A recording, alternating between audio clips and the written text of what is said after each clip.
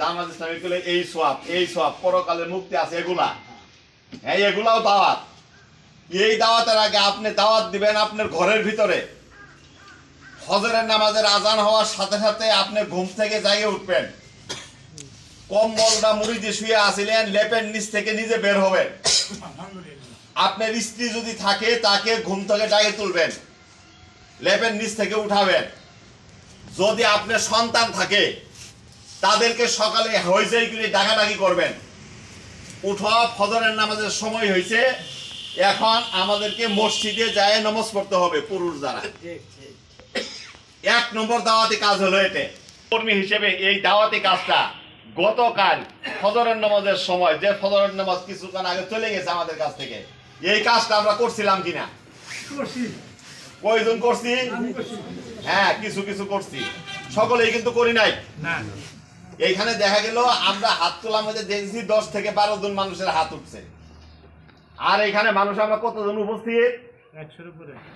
100-র মতো আছে।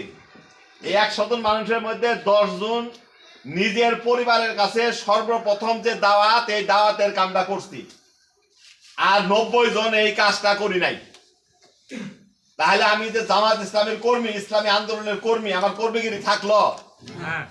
সবার প্রথম যে দাওয়াত সেটা হলো আপনি মানুষকে নামাজের দাওয়াত দিবেন। নামাজের দাওয়াত, এই দাওয়াত দেওয়ার আগে নিজে আগে জামাতে নামাজ পড়বেন।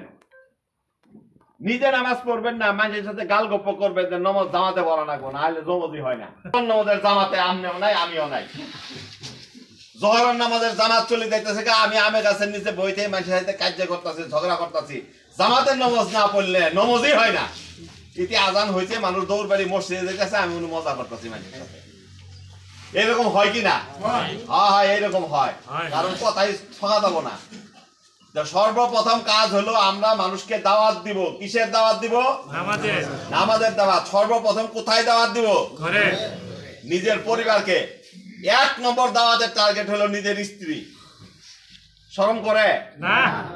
ডাক দিতে শরম করবো? এলা মোহব্বত করে ডাক দিয়ে না, আবার না না মায়েরই ডাক দে না, ডাক দিয়ে কে রে উঠোস না।